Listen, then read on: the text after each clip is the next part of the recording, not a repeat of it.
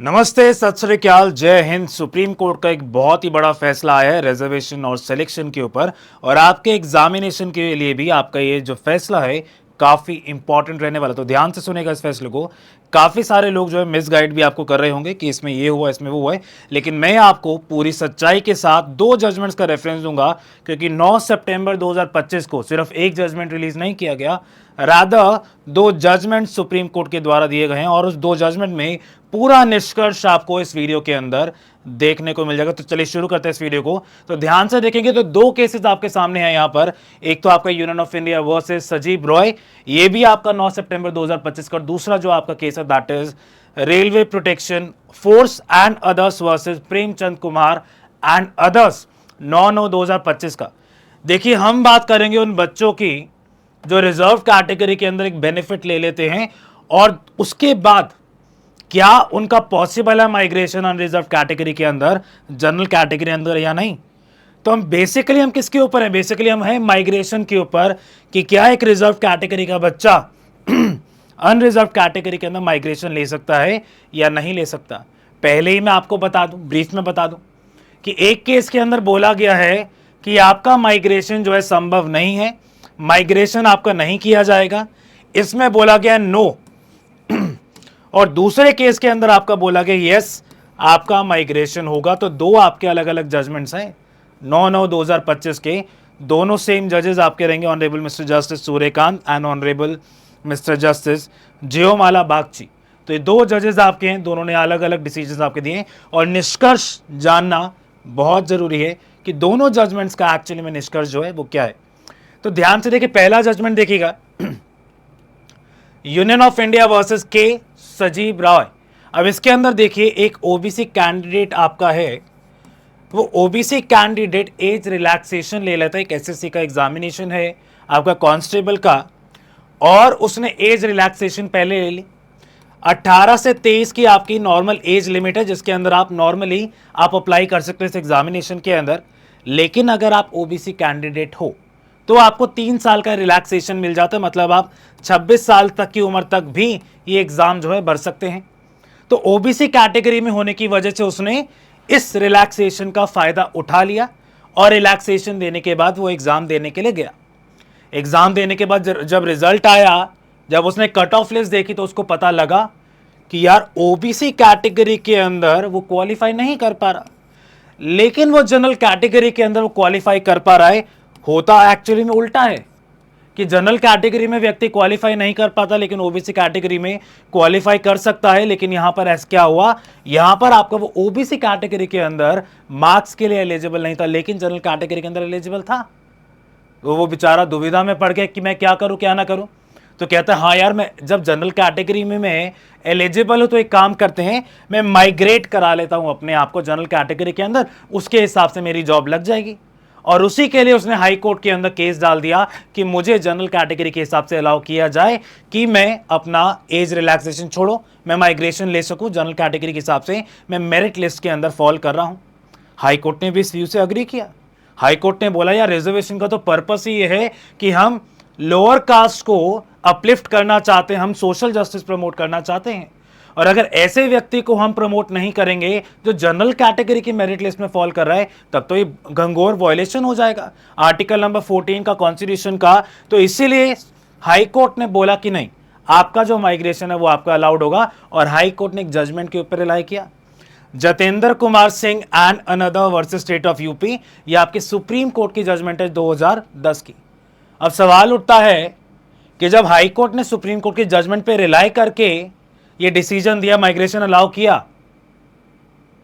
तो supreme court में जब एक केस गया, सुप्रीम कोर्ट ने ऐसा क्यों बोला कि भाई आपका माइग्रेशन जो अलाउड नहीं होगा। एक और सवाल है कि क्या सुप्रीम कोर्ट ने अपने क्या प्रीवियस डिसीजन को ओवररूल किया? द आंसर इज नो, ऐसा कुछ भी नहीं हुआ। ये केस जो है हाई कोर्ट से पास होने के बाद हाई कोर्ट ने आपका माइग्रेशन अलाउ किया। हाई कोर्ट के बाद आपका केस गया सुप्रीम कोर्ट के अंदर, अपील के अंदर। सुप्रीम कोर्ट ने बोला आपका माइग्रेशन नहीं होगा, क्योंकि आपका एक ऑफिस मेमोरेंडम है 1 जुलाई 1998 का, जो बोलता है कि आपका माइग्रेशन पॉसिबल नहीं है। अगर सुप्रीम कोर्ट ने डिसीजन दिया तो क्या सुप्रीम कोर्ट ने अपने अर्लियर डिसीजन को वॉयलेट किया? द आंसर इज नो, उस डिसीजन को भी वॉयलेट नहीं किया गया। सारे डिसीजन जो आपके आए हैं वो आपके अर्लियर डिसीजन से मैच करते, कोई भी आपका ओवर रूलिंग डिसीजन इसके अंदर पहली बात नहीं है। अब सवाल है कि हाईकोर्ट ने गलती क्या करी, उससे पहले चलते हैं एक बार दूसरे केस के ऊपर, और दूसरे केस के एक बार फैक्ट्स देखने की कोशिश करते हैं कि उस केस के फैक्ट्स आपके क्या है। केस का नाम देखिएगा, railway protection force and others versus Premchand Kumar and others. ये भी आपका सेम डेट का जजमेंट है, 9/9/2025 का जजमेंट रहेगा। अब देखिए इस केस के अंदर वो आपकी पोस्ट आपकी निकाल गई रेलवे प्रोटेक्शन फोर्स की। अब सोचिए कि एक जनरल कैटेगरी का बच्चा है, ठीक है, वो बेचारा 1 मार्क्स से रह जाता है, उसका 1 मार्क्स से अपनी कैटेगरी में क्वालिफाई नहीं कर पाता जनरल कैटेगरी के अंदर। वो देखता है कि एक SC/SC कैटेगरी का बच्चा है जिसके मार्क्स तो आपके कम आए थे, लेकिन जिसके मार्क्स ज्यादा आए थे बेसिकली, और उसने जनरल कैटेगरी के अंदर माइग्रेट करवा के वो बेनिफिट जो है ले लिया। इस जनरल कैटेगरी के बच्चे का सिर्फ 1 मार्क्स कम है। अगर इस SC कैटेगरी के बच्चे का माइग्रेशन अलाउ किया जाए तो इस बच्चे को सीट नहीं मिलेगी। तो इसने क्या किया, इस सीट के ऊपर इसने क्लेम कर दिया कि इसको बोलो कि नहीं, ये रिजर्वेशन जो SC कैटेगरी के अंदर है, मेरी जनरल की सीट जो है वो खाली हो जाएगी। तो जनरल कैटेगरी का बच्चा इस केस के अंदर क्या कर रहा है, SC कैटेगरी को जो माइग्रेशन का बेनिफिट मिला उसको चैलेंज इसने किया इस केस के अंदर, और कहते कि नहीं, मुझे जनरल कैटेगरी के हिसाब से सीट मिलनी चाहिए, मेरा सिर्फ 1 मार्क कम है, अगर ये बच्चा हट जाएगा तो मैं क्वालिफाई कर जाऊंगा और मेरे को सीट मिल जाएगी। इस केस के अंदर आपका ये हुआ। अब इस केस के अंदर इंपॉर्टेंट चीज ये है कि आपका कोई भी ऐसा ऑफिस मेमोरेंडम नहीं है जैसा आपका पहले केस के अंदर जो आपका बार करता था कि आपका माइग्रेशन जो है वो पॉसिबल नहीं होगा। उल्टा आपका एक ऑफिस मेमोरेंडम ऐसा है, आपका नोटिफिकेशन ऐसे जो अलाउ करता है कि आप माइग्रेशन सीख कर सकते हैं। तो इन केसेस के अंदर क्या होगा, इन केसेस के अंदर आपका हाई कोर्ट ने बोला कि आपका माइग्रेशन जो है वो पॉसिबल है, वो करेक्ट है, और ये बात ठीक भी है। और सुप्रीम कोर्ट ने भी डिसीजन यही दिया, सुप्रीम कोर्ट ने डिसीजन दिया कि आपका जो माइग्रेशन है वो पॉसिबल रहेगा। तो अगर मैं दोनों जजमेंट्स को कंसिडर करने की कोशिश करूं तो मेरा निष्कर्ष क्या निकल के आ रहा है, एक केस के अंदर आपका माइग्रेशन अलाउ नहीं किया गया, दूसरे केस के अंदर आपका माइग्रेशन अलाउ किया गया। लेकिन पहले वाले केस के अंदर आपका एक नोटिफिकेशन था जो कि माइग्रेशन को बार करता था, कहता था कि माइग्रेशन अलाउड नहीं होगा, लेकिन दूसरे वाले केस के अंदर आपका माइग्रेशन अलाउड है, या अगर आपका नोटिफिकेशन साइलेंट भी है।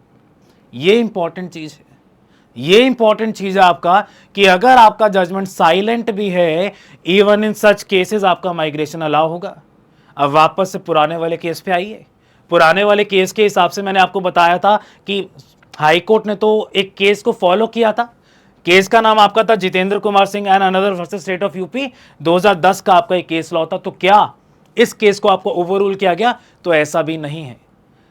इसके अंदर सुप्रीम कोर्ट ने बोला कि आप पैरा नंबर 65 देखिए इस जजमेंट का, जो कि आपकी जजमेंट है Jitendra Kumar Singh versus state of UP 2010 की, जिसके अंदर बोला गया कि हमने ये केस जो जनरल प्रिंसिपल्स ऑफ लॉ पे डिसाइड नहीं किया, हम कोई रिजर्वेशन का जनरल लॉ डिक्लेयर नहीं कर रहे, रादर हम सिर्फ ऑफिस मेमोरेंडम को, जनरल ऑर्डर को ही सिर्फ इंटरप्रेट करने का काम कर रहे हैं।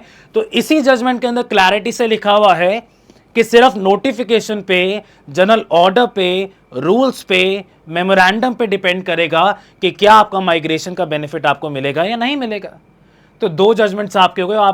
आपका जो निष्कर्ष निकल के आ रहा है आप बच्चों के लिए, आपके एग्जाम पर्पस के लिए, कि अगर नोटिफिकेशन में आपकी बार है, नोटिफिकेशन मना करता है कि माइग्रेशन नहीं होगा, तो भाई माइग्रेशन नहीं होगा। और अगर नोटिफिकेशन ऐसा कोई भी प्रोविजन नहीं है, या नोटिफिकेशन साइलेंट है, या नोटिफिकेशन अलाउ करता है, इन दैट केस आपका माइग्रेशन जो है वो पॉसिबल रहेगा। तो ये आपका निष्कर्ष निकल के आया है इन जजमेंट्स का। ये एक्चुअली में ट्रू फैक्ट है जो आपको इन जजमेंट से देखने को मिल सकता है, बाकी और कुछ भी नहीं है। अगर आप बोलोगे तो मैं आपके साथ शेयर भी कर दूंगा। अच्छा, आप जरूर बताइएगा कि आपके हिसाब से कौन सा डिसीजन आपको अच्छा लगा, और क्या आपका रिजर्वेशन जो है मिलना चाहिए, माइग्रेशन बेसिकली पॉसिबल होना चाहिए या नहीं होना चाहिए। कमेंट्स में इस बात को ज़रूर बताइएगा। और अगर कोई मिसगाइड करे तो उसके बारे में बताइएगा कि कौन आपका मिसगाइड कर रहे हैं जजमेंट्स के बारे में। अगर आपने अभी तक मेरा टेलीग्राम चैनल ज्वाइन नहीं करा तो ज्वाइन कर लीजिए। करण_टेक्स्टबुक के नाम से मेरा टेलीग्राम चैनल रहने वाला है। Good bye and see you in the next video. जय हिंद, गुड बाय।